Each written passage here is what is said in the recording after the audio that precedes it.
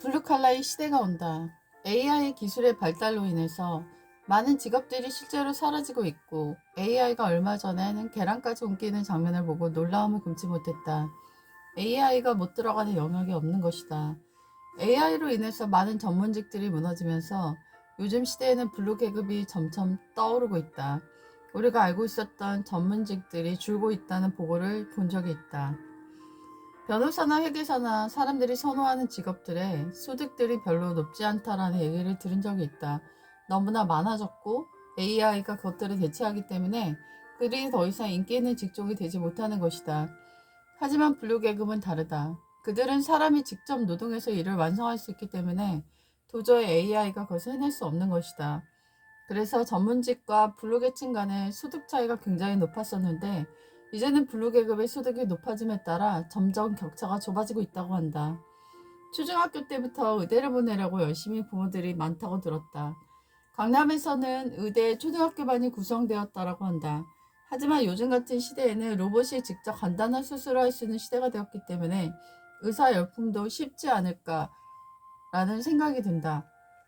지금 초등학교 저학년 아이들이 자랐을 때는 그들이 직업이 우리가 알고 있는 직업과는 매우 다른 직업들을 갖게 될 것이다 라는 내용을 책에서 읽은 적이 있다. 무인가게가 늘고 있고 셀프 계산대가 늘고 있는 이 시대에 AI가 가져가지 못하는 직업으로 우리의 미래를 준비해 나가야 한다. 그것은 블루 계급의 직업군이 될 것이다. 사람들을 만나지 않는 20대들. 가장 우울한 세대는 누구라고 생각하는가? 사람들은 노인층의 빈곤율이 높기 때문에 노인층일 거라고 추측하곤 한다. 하지만 실제로 설문 보고에 의하면 60대는 우울증이 그렇게 높지 않게 나왔다. 가장 세대별로 우울증이 높게 보고되고 있는 것은 20대이고 30대라고 하며 자살률이 높은 것도 20대라고 한다. 왜 젊음의 때를 보내고 있는 20대가 가장 우울한 걸까? 우리나라의 20대들은 10대에서부터 지나친 경쟁에 놓여 있다. 그래서 친구와 우정의 관계를 만들어야 될 이웃들이 그들에게는 오랫동안 경쟁자들이어서 그들과 더불어서 좋은 관계를 유지하지 못하는 경우가 대부분이다. 그렇게 20대를 맞이한 그들은 경쟁적인 사람들과 친구나 만남을 통해 우정을 갖기보다는 온라인에서 자기가 좋아하는 대로 시간을 보내는 20대들이 많다고 한다. 그들은 관계를 맺을 수 있는 능력을 배우지 못한 것이다. 옛날에는 온라인이 그렇게 발달되지 않은 환경이었기 때문에 재택근무나 비대면이 활성화되어 있지 않아서 어떻게든 사람들과 부딪히면서 만나면서 일해야 먹고 살 수 있었는데 요즘은 재택근무나 코로나로 인해서 부딪히지 않고 또 일하며 생활을 유지할 수 있는 것이 가능해졌다. 상시적 외로움을 느낀 20대가 40%로 12만 9천 명이 6개월 이상 사람들을 만나는 것을 꺼려했다. 청년들이 세상으로 나올 때 필요한 자금을 주어야 한다라는 목소리가 나오고 있는데 오히려 청년은 자금보다도 정신적 진단과 정신적 도움을 받고 싶다라고 이야기하고 있다. 실리콘밸리의 사람들이나 IT에 종사하는 사람들도 점점 벌어지는 소득 격차로 인해 기본소득을 줘야 한다라고 말하고 있다. 구직을 포기하는 청년들이 늘고 있는데 그들은 정신이 나약해서 사람들과 어울리지 못하고 일을 구하지 못하는 것이 아니다. 지나친 경쟁과 구직 활동으로 10대와 20대를 보낸 그들은 사람들과 관계를 맺을 수 있는 능력 자체가 없는 것이다. 영국의 사회학자 마이클 영이 능력주의라는 말을 먼저 사용하였다. 사람들의 설문조사에 의하면 봉급을 어떻게 결정해야 하는가라는 질문에 그들은 능력에 맞게 사람에게 봉급이 주어져야 한다라고 말하고 있다.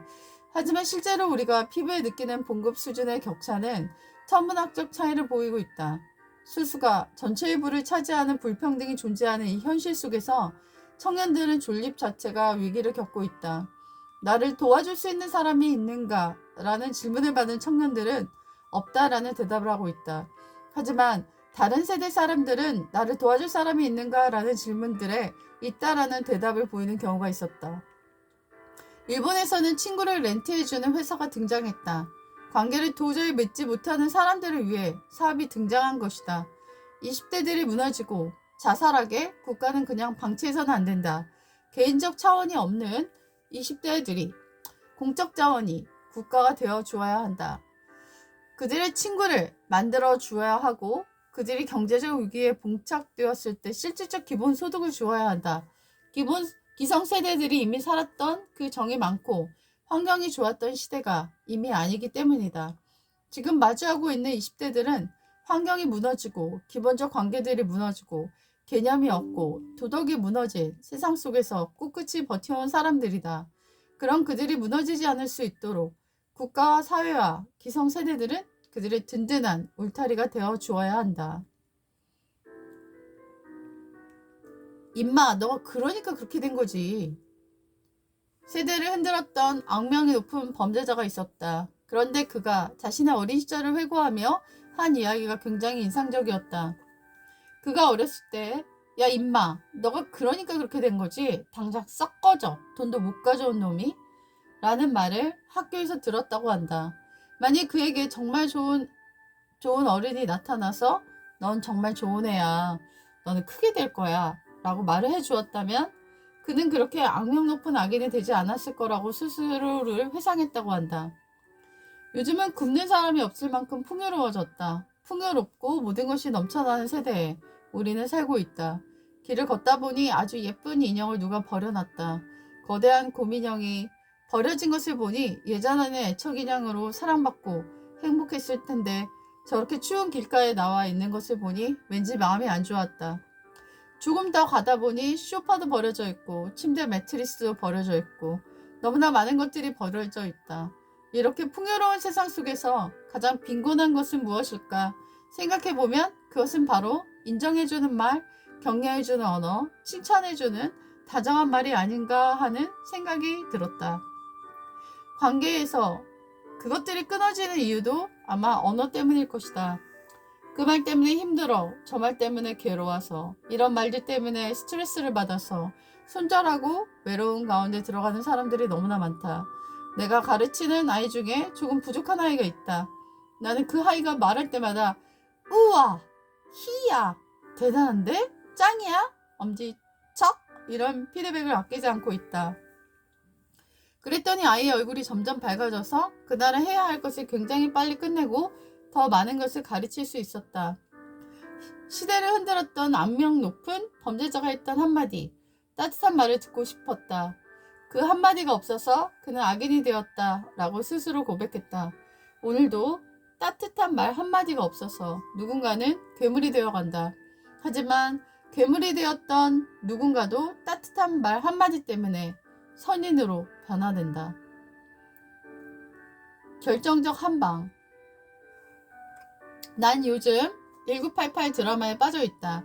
명대사에 명장면이 많았지만 난 성동일이 자기 아들에게 반지하라고 말하는 친구 얘기를 듣고 껌 할머니의 껌을 한 통만 사주고 더 이상 못 사준다는 한 장면이 가장 인상 깊었다.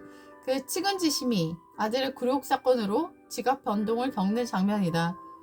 테레사 수녀님도 잘 사는 집안 딸이었는데 길에서 돈이 없어 아픈 사람이 죽는 걸 보고 인생의 지각 변동을 겪는다. 그녀는 편안한 삶을 버리고 가난한 사람들의 삶 속에 뛰어든다. 난 어려서부터 정의감이 강했다. 약한 사람이 부당히 당하는 것을 못 봤다. 그래서 결투 신청을 해서 맞기도 하고 두드려 맞은 적도 있다.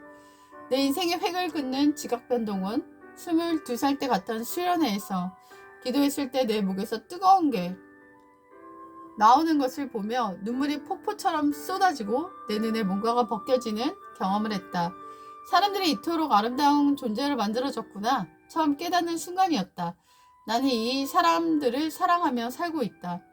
상처도 받고 어려운 일도 많이 생겼지만 사람들에 대한 사랑을 멈춘 적은 없다. 우리 모두 인생의 획을 긋는 결정적 한방이 필요하다고 나는 믿는다. 무색, 무취, 무미의 인생도 나쁜 건 아니지만 가슴에 용솟음치는 열정이 없이 살기도 힘들다.